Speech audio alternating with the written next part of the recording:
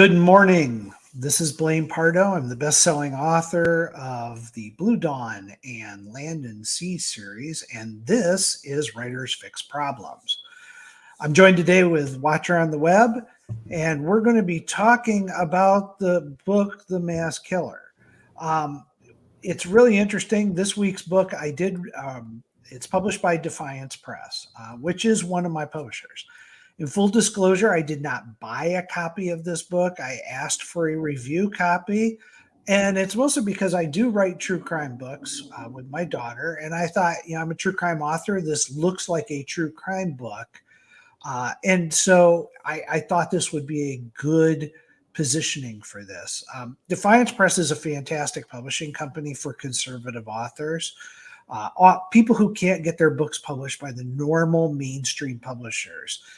And I was a little surprised to see just an openly true crime book in their listing there, but I wasn't completely shocked. Watcher, you may want to pull up the Defiance Press site a little bit as I talk through some of this intro. It's a great site. I recommend you guys go there. It's Defiance Press, defiancepress.com. And they do have a lot of fantastic books that are worth crawling through. So I got this book thinking, well, this would be a great true crime book.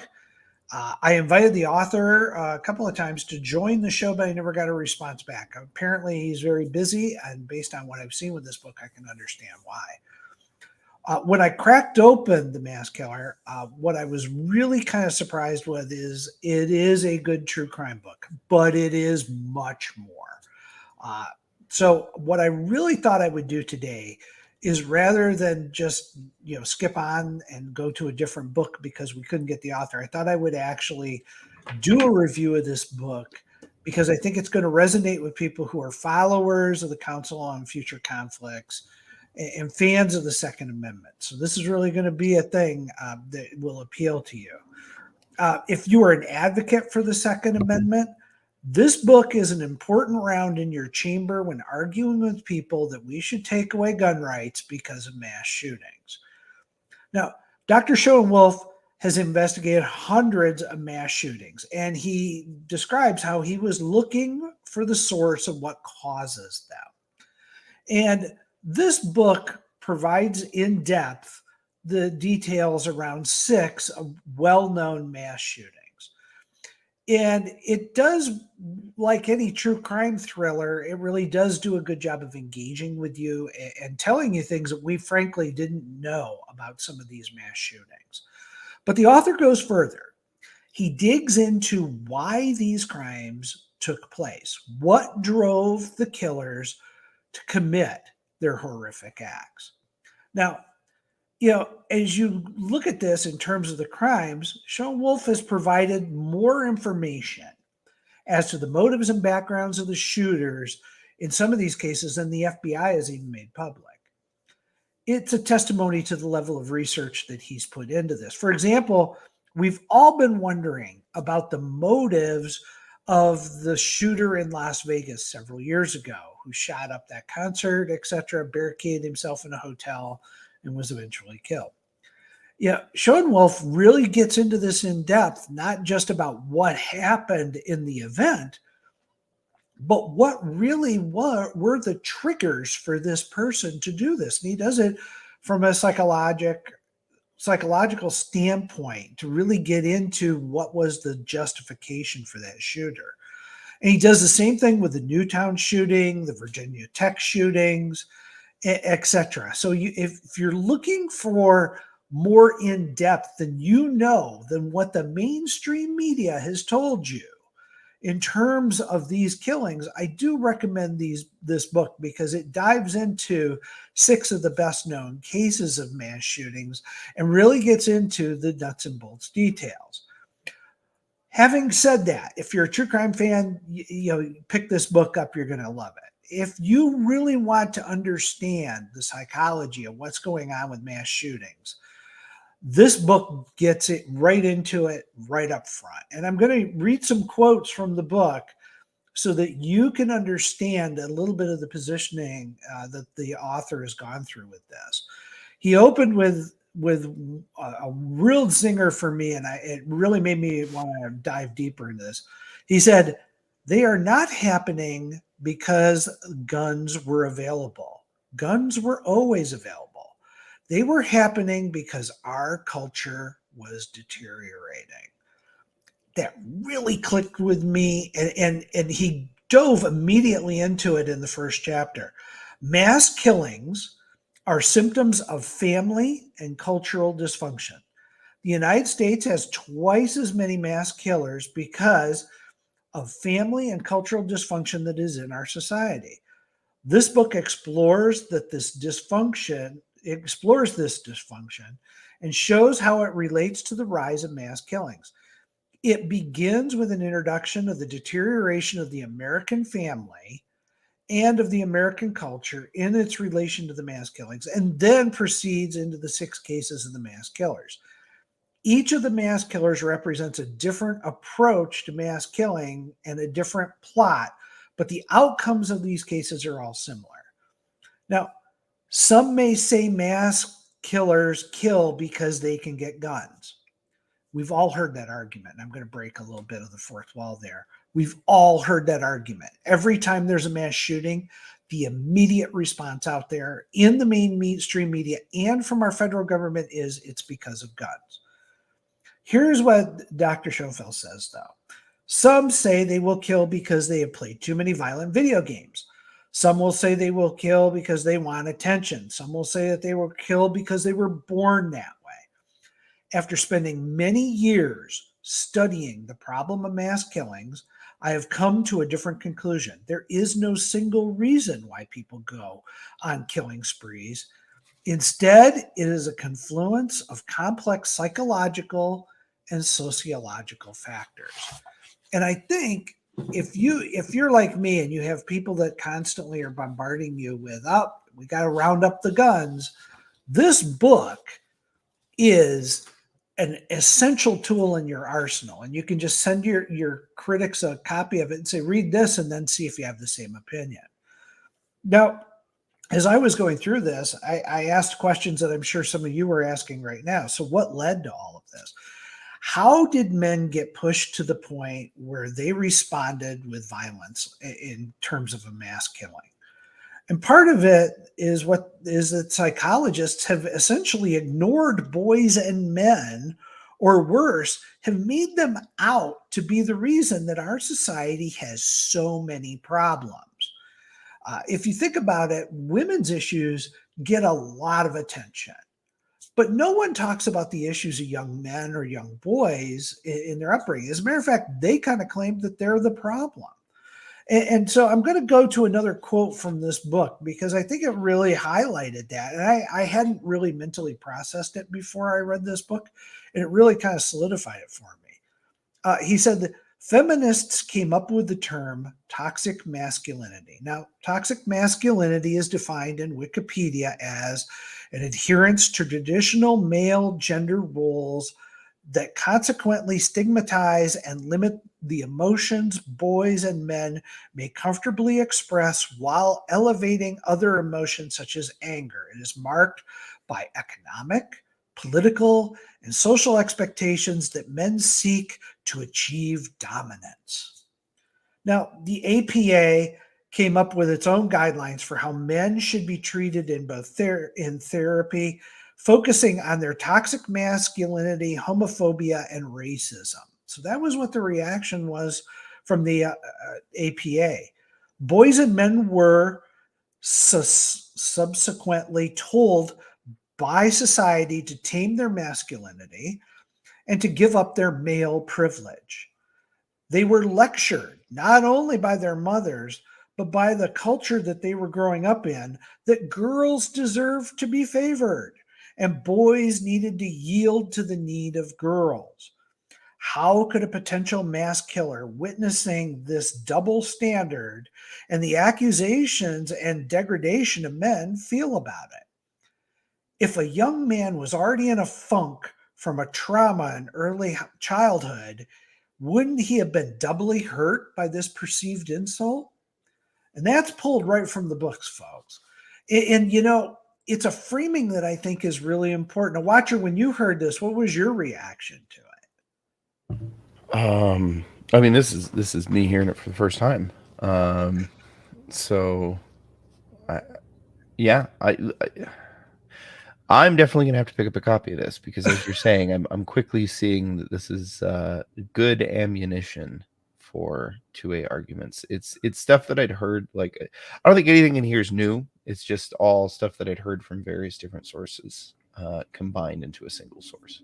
Oh, to me, it was kind of eye opening because I didn't realize how much we were pushing down on young boys, as a society, etc., and really elevating the women up to not to an equal standing, but to a higher standing, and how that might trigger some of these people. Now, the author really, I gotta say, for a university professor to tear into this is great. The author points out that people with good family lives don't do mass shootings. Almost every one of the cases that he highlights in the book, what you experience is a bad divorce, child abuse, neglect, and it covers a broad spectrum of things. And it's things that, by the way, the media does not cover when these mass shootings take place. They don't dive into this. And we've seen this recently with the shooting that took place with a transgender person. They've gone so far as we're going to suppress the manifesto that this person left because we don't want to trigger other people to get into mass shootings. Well, yeah, you're hiding the psychological reasons why these people get into this. And the nuclear family is a great defense to make sure that people don't end up in these situations.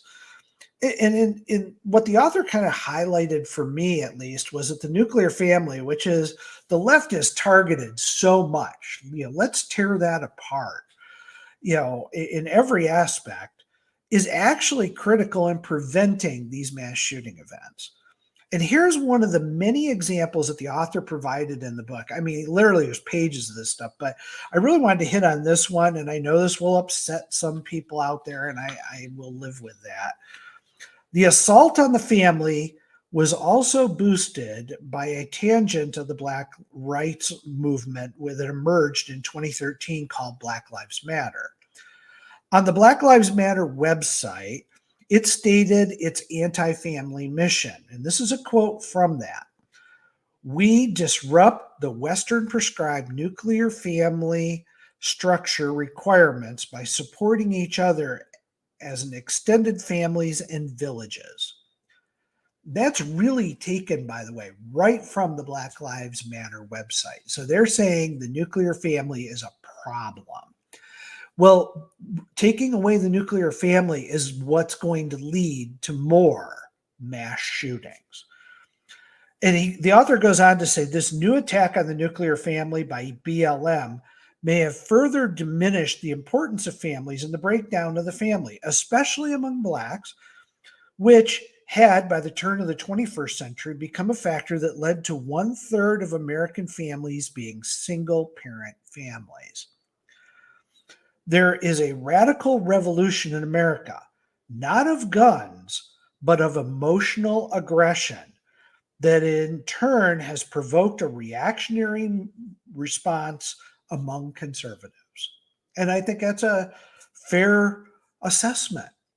And it was interesting as he goes through this, when you get to the parts of the book where he details chapter by chapter each one of these mass killings, you see that this breakdown of the nuclear family is definitely a leading component that triggers a lot of these kids have emotional problems, that do this. They come either from a culture that doesn't support a lot of dialogue or flexibility, or they are literally abused children. Many of them were abused children in some way, be it psychologically, and many were physically abused.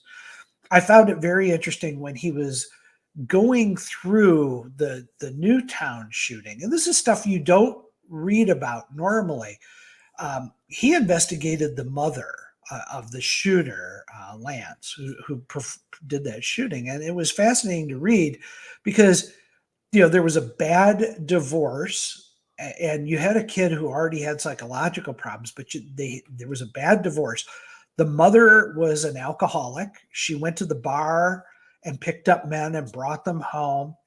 And her way of kind of coping with, her son's aggression was to take him to a shooting range and just let him fire off a whole bunch of rounds.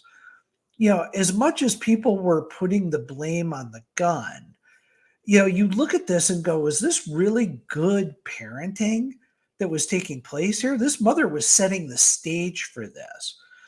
And I found it absolutely fascinating as they went through and as the author kind of dissected each one of these. The parents play a very critical role in this. Or in many respects, I guess the counter to that would be they didn't play a role in it. They were uninvolved with their kids to the point where this all happened. Another thing that I thought was fascinating as I went through the book, and the author does touch on it a little bit, but almost every one of these shooters broadcasts that they're going to do this.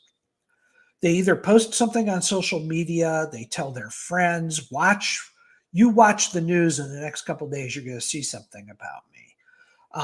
They leave notes for people, they tell their school counselors, etc., that they're going to do something big.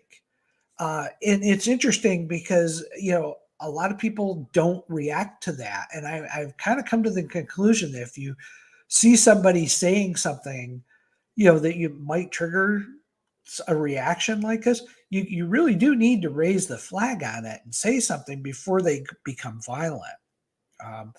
It's just the book is phenomenal in how it dissects the roles of the parents in this and how child abuse can really set the stage for this. It's interesting as well. He mentioned video games. I was going through this going, okay, so are the anti-video game crowd going to go gain something from this book? And in reality, video games play zero role whatsoever in mass shootings. None of the people that he's profiled, and he's looked at hundreds of cases of mass shootings. He only highlights these 6. But in none of them did video games were they in any way, shape, or form a factor in this. So, the whole argument out there about, well, if we did away with violence on TV and violence on video games, that's going to change things. No, it really doesn't. What does it is good parenting and having that nuclear family in place. Now, man, this book really, I got I'm sorry. It just leans into something. As long as we're here, it just leans into something that I was. I can't remember if it was yesterday or when, but I was reading somebody and they pointed out that the left are exceptionally materialistic. Any problem that there is, they focus on the physical portion of the problem, the gun, the poverty. Like there's no other possible solution, and their only solutions are physical solutions. Here, have money. Subsidies or that kind of stuff. And whereas most of these problems are cultural and not something that can just be easily taken care of, which I think is where they disengage, right? Because as soon as you tell them, this is going to take some actual work and effort on multiple people's, maybe a multi-generational effort, they just kind of fall apart. They do. This prompted my wife and I was telling her about the book last night, and we were talking about it, and I said the reason I think people focus on guns, etc., one, they have an agenda, which is let's get rid of guns. But more importantly, what they're trying to do is they think that's the easy solution, and none of this is easy. But we let anybody have kids in this country. Yeah. And I'm not advocating that we restrict that, but what I'm saying is nobody trains people how to raise kids well. And I think that's a real problem. And it's something that the churches could be stepping into. It's something that we need more training for children, when they're in their teen years about if you have a child, here's what your role is, and this is what you need to do. And we have moved away from that because we don't want to tell people anything that might upset them. So we can't tell them this is what a father is expected to do, and this is the role that the father is supposed to have. Or a mother, and this is what your responsibilities are. Instead, we don't want to rock that boat, and I think churches need to step into this, and I think communities do. Now, Watcher, could you pull that quote up? I didn't get a chance to read through No, it. actually, so this is the one that I was talking about, I think. And I'm going to ask Brian, did you post this on YouTube, on Twitter yesterday? Because I've been thinking about this. I was talking about this with a friend of mine here in the shop last night, and I don't know where the thought came from, but it's essentially like, I think it was exactly this. This is a good one. Yeah, to them, it also just fits their agenda, Brian. I think. They're anti-gun to begin with. So when there's a shooting, their first reaction is, let's take away that gun. They don't understand that if all the guns were gone, if there were no guns, these kids would get a machete. They would use rocks. I'll go one step further because this, my former sister-in-law was so shocked when we had this conversation. She goes, well, if we just took all the guns away, there wouldn't be any, and it wouldn't be so big an issue. I went through the whole right, but then we'd have knife crimes, and then that'd escalate. You take all the knives away, then you'll have acid crimes, and so we went through that. And finally, I was like, plus, none of this is to mention the fact that I can literally knock up a gun in my shed in under 6 hours. Yeah, you can't take that knowledge away. And even if you did, pretend that you took away all of the knowledge on how to build a gun. There's some kind of Men in Black mind wipe that we could do to the whole planet, right? Nobody remembers how to build a gun. All the examples are gone. How long do you think it takes for people to realize that stored chemical energy can shoot something out of a tube? Because that's honestly what we're talking about here. When we were kids, it was something every kid did at some point or another, or they knew someone who did. We built zip guns, and they were 22 calibers. Oh yeah. And they were car antennas were used for the barrels. Well, and yeah, she didn't believe me, so I went and was like, okay, so first of all, this is not what I like. If I was going to be doing this for me, I'd be building a Ludi, right? And so I talked to her about what the Ludi is and how this guy designed a submachine gun and magazine system that can all be built out of sheet metal. But then I was like, however, since we're just here, let's pretend I've got an hour to knock this out. So I slapped together a slam fire shotgun and was like, you tell me, is that a gun? Huh? Yeah, it's crazy.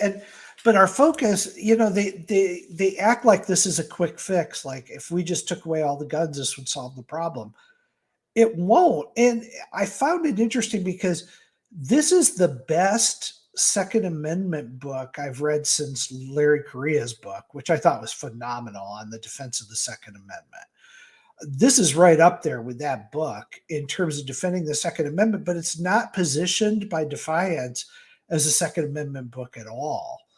It's really designed to take a look at mass killings. And I found it fascinating because he has at the end of the book, what are the common threads with all of these mass shooters? What are the things that kind of tie them together? And I want to go through that list. Before you do, Sure.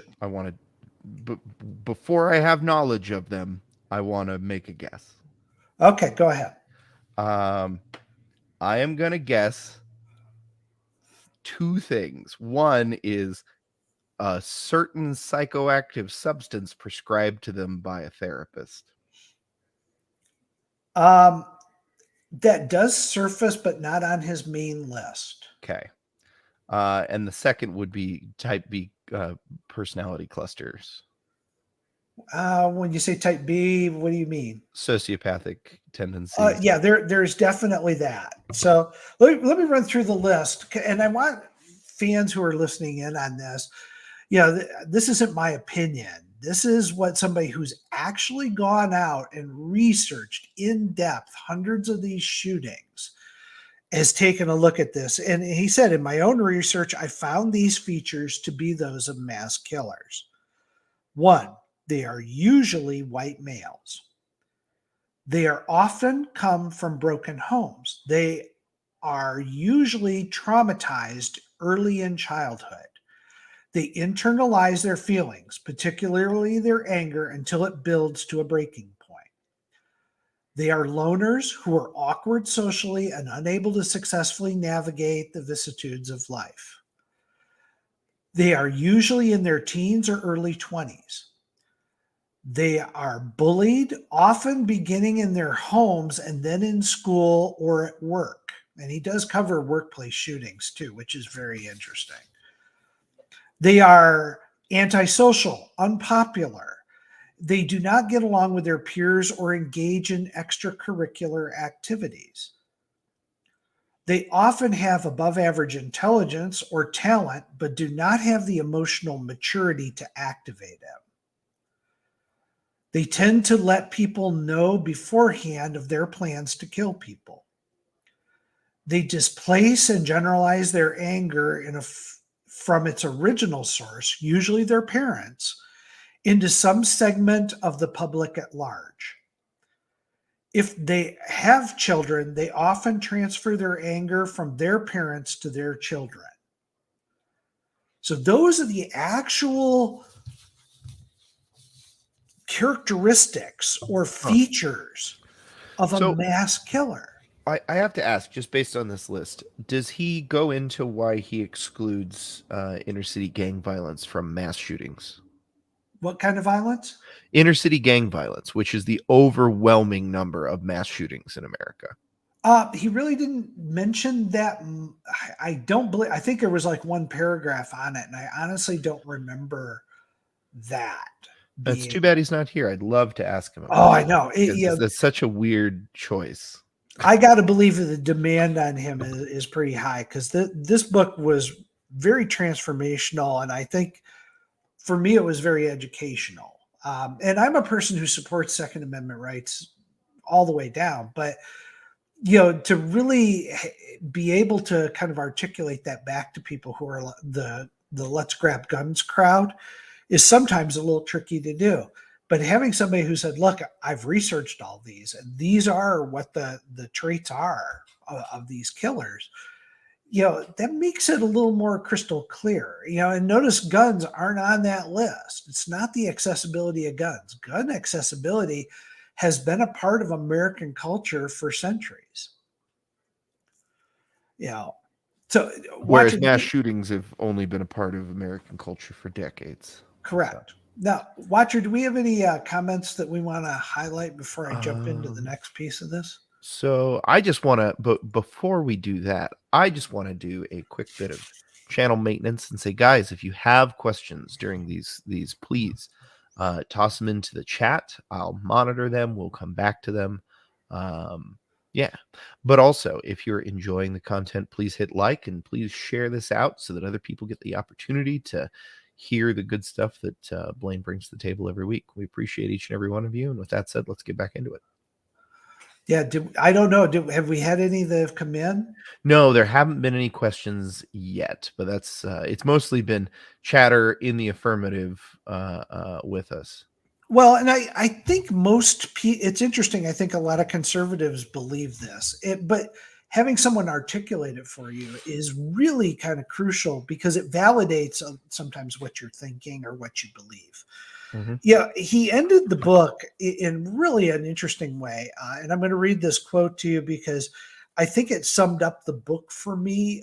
More so, I don't want to gloss over the fact that he dives deep into these 6 killings, and it's worth looking at. He says, mass murders are not caused by any one factor, but a multitude of factors. The accessibility of guns is not the cause of mass killings. Guns have always been accessible in America, but mass killings are a recent phenomenon occurring at the end of the 20th century and the beginning of the 21st century, as our culture has deteriorated and dysfunctional families and dysfunctional cultural values have grown. It was such a powerful, end to the book. It just hit home on so many levels, because this is somebody who studied this. It's not a media pundit. It's a university professor who is looking at all of these cases. He has gone through, when you read the book, he has researched hundreds of mass shootings to really try to not just look at the crimes, but look at what caused the crimes. And for me, that was compelling. I thought it was exciting to read. The true crime buff in me just loved the stories of what actually happened those days and how well he's documented that. What I was really stunned by as well was that the mass media has just not covered, even on these shootings, the level of detail that he went into on them. And I think that they need to do that. I think it requires a reexamination of a lot of what I would call the mythos about mass shootings that's out there, to really look at it with the same kind of trained eye that the author did in this book. So, folks, does anyone have any questions out there that I can respond to, etc.? I'm really sorry we weren't able to get the author on for this. So I'm not seeing any questions here. We've mostly just got people agreeing with you, although Congress will change the traits. No, they won't. Congress will attempt to force change. And when they try to enforce sociological or cultural change, you can't do it through force. You have to do it through adoption, and you have to make it an appealing case for people. Okay, so let's see what Darkstar 6909 said. Okay, full disclosure. But I was a kid that would have had a here I check got you. next to me. Next to everything he read off, totally effed up childhood and became alienated beyond belief in my teens. And he would have never have dreamed of this. Yeah, well, that's true. But you may have had none of the cultural factors impacting you, and you may not have had some of the levels of abuse that these kids did. Just because I railed through that list and you can go through and say, hey, I had all that, doesn't mean that you are a mass killer. It means all of the elements were there for you to be, but there was some sense of morality or some sense of sanity in you that prevented you from doing that. And thankfully, that's the case. Yeah.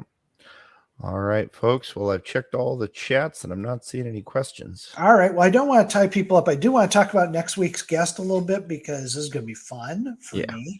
And I think it'll be fun for you. We're going to have best-selling author Nick Cole on.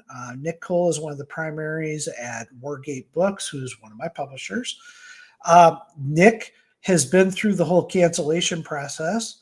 And if you've been following Nick Cole on Twitter, which I highly recommend you do, they recently had a bit of monkey warfare on the part of Amazon canceling some book sales. It's a story that I have experience with as well. When Blue Dawn launched, Amazon lost all of my pre-sales. They just did that with one of Nick's books, because Nick's a conservative author. He's a former military person. He's a Ranger. He's been there, done that. So Nick's one of these guys that he's a hardcore conservative. It doesn't necessarily factor into his books, much in the same way as the stuff I do. But he is a lot of fun to talk to. We're going to talk to him about the cancel culture. We're going to talk to him about the role of independent press in the marketplace and why it's so important right now. We're going to talk about some of his books, because if you've read the Legionnaire series and have been following that, Nick's been a major contributor to that.